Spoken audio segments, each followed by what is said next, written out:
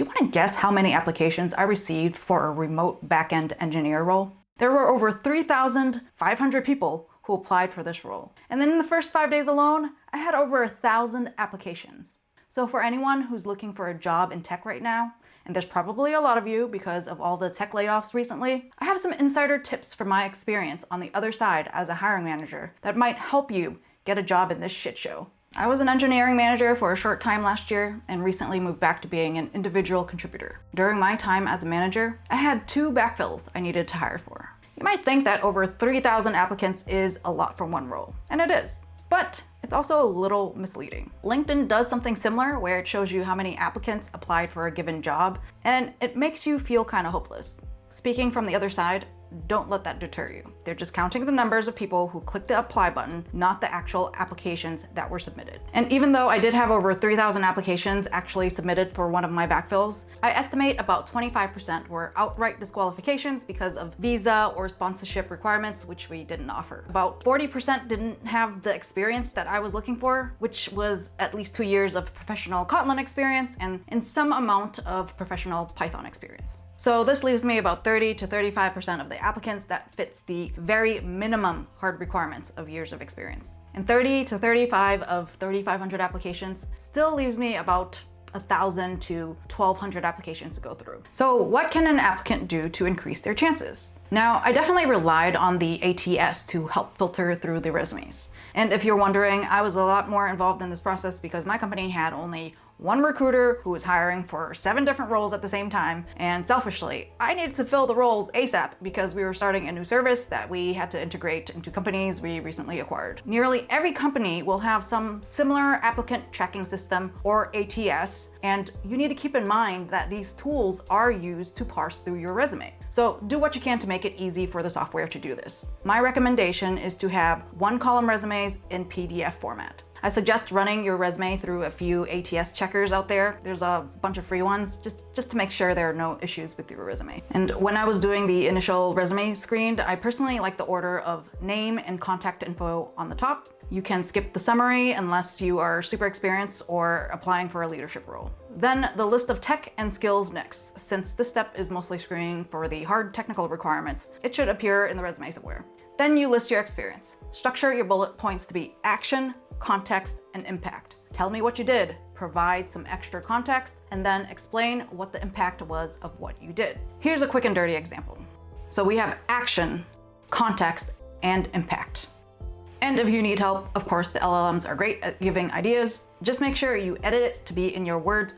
Don't copy verbatim. They're actually really easy to spot. Now, after the experience section, you could just list everything else. I didn't really care at this stage where you're just screening resumes. So obviously these tips lean more towards people who have experience in the industry, but if there's interest in the video for those who are still trying to get their first tech job, let me know in the comments and I'll see what I could do.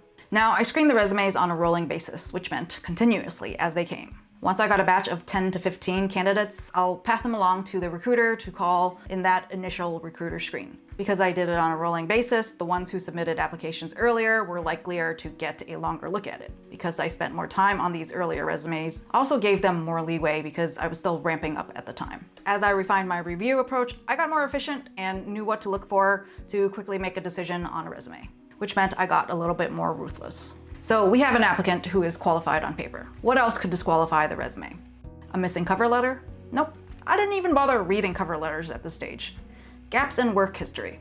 I personally didn't put too much weight in it. I didn't reject resumes for gaps since there's been a lot of layoffs and life happens. A lot of short stints?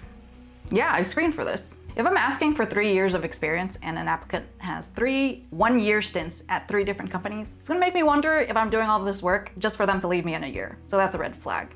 What if they were overqualified or they're like a manager or a director looking to go back to being an IC? This is iffy, and it's actually the rare times I would actually read the cover letters because I would be curious. But remember, most hiring managers are thinking about the ROI time investment, and this might bring into question flight risk after this person gets hired. Once I get a decent batch of 10 to 15 resumes, I then have the recruiter call them for the initial screen for that group. So the big tip here is to apply early if you can, because a lot of hiring processes are done on a rolling basis. Another quick tip is to search on LinkedIn for posts from recruiters or engineering managers and respond to them ASAP. You can do so by searching for software engineer and the word hiring, and then filter by 24 hours. I was actually one of these managers who posted something like this, and I got a ton of DMs. In retrospect, a few applicants got through to the recruiter screen because of this, even though they wouldn't have had I been at the point where I was more efficient at screening. I did eventually close the DMs and deleted the post because it just got way too overwhelming. For other companies, their process might be different. They might close the job listing after getting some amount of applications. They'll go through that loop for that batch, and if they don't fill the role, they'll reopen and relist the job posting. The big tech companies have their own hiring processes that have been well documented by others that look nothing like this. But whatever the case, I don't think it hurts to apply early, so just do it. During the screening process, there would be a few people who would skip the line, so to speak. Of course, we are talking about referrals. You want a referral from someone in the company who submits your application for you or passes your name along to the recruiter for outreach. A low consideration referral might be from a non-tech person in the company, or maybe if they are tech, it's just referring a friend, but they've never worked with them. A high consideration referral are those from former coworkers who can speak to the quality of the referral's work. Bonus points if the referrer is trusted or is a high performer in the company, that carries a ton of weight. And same goes for referrals from someone in some kind of leadership position in the company, someone that has influence. And it's even better if they are in the tech chain of command. Now, a big reason why referrals are so important is because it helps validate that the applicants are real people. AI, automated applications, fake applications is a huge problem. More than once, I encountered resumes that had identical bullet points, but with different company names and different applicant names. I also heard firsthand experiences from my network about cheating or fake applications, and some of the stories are wild. And if you're wondering, one of the engineers I hired was a referral who previously worked on the same team as one of our staff engineers. Another reason an applicant might be prioritized is if they have experience in the same industry that the company they're applying to is in. Not every company prioritizes this, but a lot do, especially the non-big tech companies. Every industry has its own lingo, processes, or regulations, and if the candidate already has experience in this, it decreases their mental load during the ramp-up time, which is better ROI in terms of being productive as soon as they're hired. And companies might have some other criteria that they may or may not mention. In my case, even though it was a remote role, the applicants who were based in Massachusetts, where the company was headquartered, were prioritized because the company had a ton of Massachusetts residents. There was an office people could go to, optionally, of course, and this is something I preferred as a manager because we would have occasional team events and I cared about the team cohesion. And I didn't know it at the time, but this also helped with possible fake candidates or cheaters. I had one applicant ghost us when we floated the idea of in-office interviews, even though I said it wasn't required. And if you're wondering, the second hire I made wasn't a referral, but they were local. So with the combination of fitting the hard requirements for years of experience or technology, and if you can secure a referral, the higher quality, the better, or if you have experience in the given industry of the company you're applying to, all of this gives you a better chance of getting to the recruiter screen. Now, what happens during the recruiter screen? They might try to dig in a bit more about your qualifications or ask you about any sponsorship requirements, teamwork or culture stuff. But the big thing is probably trying to answer the question, can we afford this person? For my particular experience, we published our pay range, and if someone said they were above our pay range, we didn't proceed because we didn't want to waste anybody's time. We just couldn't afford them. Now, I've heard advice to try to say something higher anyways with the hopes of getting up-leveled if you do well in the interviews. And unless you're well known for something in the industry or you have a very niche skill that's hard to find, I don't actually advise doing that right now since it's a buyer's market as far as tech hiring is concerned. There are a lot of people I know who are adjusting their salary and title expectations downward just to secure a job. So don't shoot yourself in the foot here. If they ask you what you're expecting and you know what the range is, say whether or not it works for you. If they didn't publish a range, don't give a number first. If they're asking you what you're expecting, just turn it back on them. Say you're not sure yet, but you'd like to know what the budget is for the role. When they answer you, tell them whether or not it works for you. You don't have to give a number at this time. So after the recruiter screens the 10 to 15 applicants, usually would then go to the hiring manager interview next. In my case, about half, somewhere around 5 to 8 candidates would be scheduled to talk to me. Hiring manager interviews could be like a quiz where there are rapid fire questions about tech or something behavioral or a bit of both. Or it might be more of a conversation. combination or just a mix of everything. It's kind of a crapshoot sometimes. Now, since I was looking to hire mid-level engineers, I focused on trying to suss out if they would work well with the personalities on my team, particularly the people who they're expected to work closely with. Beyond the team, there's the overall culture fit with the company. I do have technical questions to try to determine their knowledge and skills, and also to try to answer if they would be able to pass the on-site interviews. And selfishly, because I'm only human, I also ask the question of whether or not I would actually like managing this person. Now, keep in mind, all hiring managers or whoever's running this filtering part of the interview, they're all looking for different things. Use this time to find out what those things are. A good question to ask is, what does success look like in this role? Or what are the skills or qualities this person should have to succeed in this role? This is a question I had to figure out for myself when I was conducting these interviews. A hiring manager should be able to tell you what it is. Knowing this answer can provide clues on what they're looking for, and you could adjust your answers based on this. Now, after I finished interviewing that batch of 6 to 8, maybe half, 3 to 5 candidates would then move on to the on-site interviews. The on-site interviews for the roles I was hiring for consisted of 3 interviews. A live coding interview. This particular interview starts with a simple question and then increases in complexity. We're not necessarily looking for a perfect answer here, although getting it right does help, but there's a heavy emphasis on communication and indicators on how someone would work in a production setting. Then there's the system design interview. I mentioned earlier that this role is to work on a notification service to integrate with different products.